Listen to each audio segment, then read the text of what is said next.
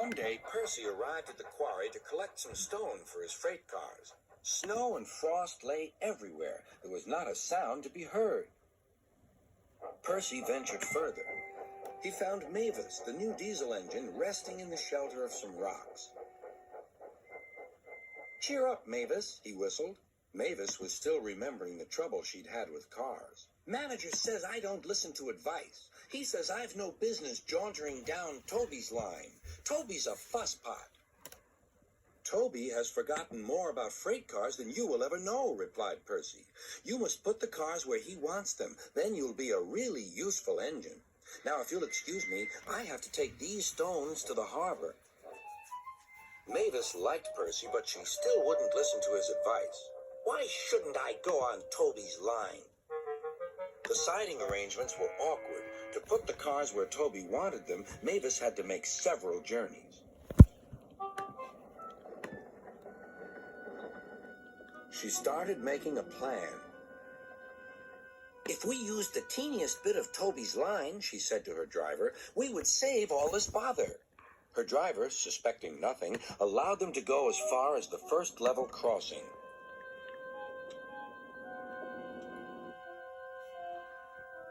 A few days later, the weather changed. As the snow melted, the quarry grew busy again. Some trains were so long that before leaving the cars for Toby, Mavis had to go beyond the level crossing with them. Now for her plan. She would go further down the line without it seeming her fault. "Can you keep a secret?" she asked the freight cars. Yes, they chattered. "Will you bump me at the level crossing and tell no one I asked you?" The cars promised. But while Mavis was away, Toby arrived. He decided to shunt the cars himself. The cars decided to bump him anyway.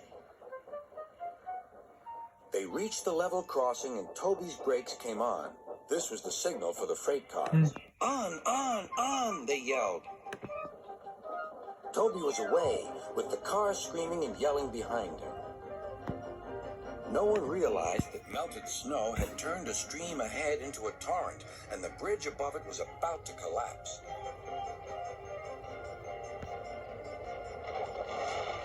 The rails were now like a tightrope across the thundering water. Stop! Cried Toby.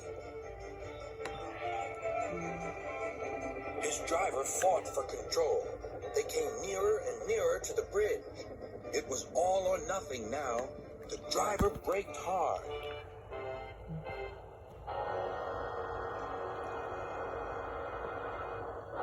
Toby stopped, still on the rails, but with his wheels treading the tightrope over the abyss.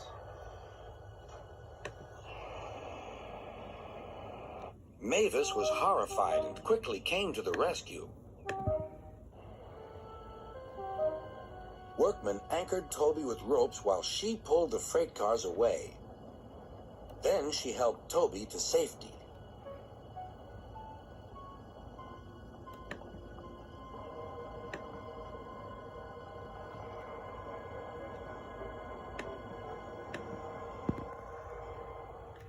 "I'm sorry about the cars," said Mavis. "I can't think how you managed to stop them in time." "Oh, well," said Toby, "my driver told me about circus people who walk tightropes, but I just didn't fancy doing it myself." Later, Sir Topham Hatt arrived. "A very smart piece of work," he said. "Mavis, you did well too, I hear." "It was my fault about those cars, sir," she faltered. "But if I could what? Come down the line sometime, sir? Toby says he'll show me what to do." "Certainly," replied Sir Topham Hatt, "if your manager agrees." And so it was arranged.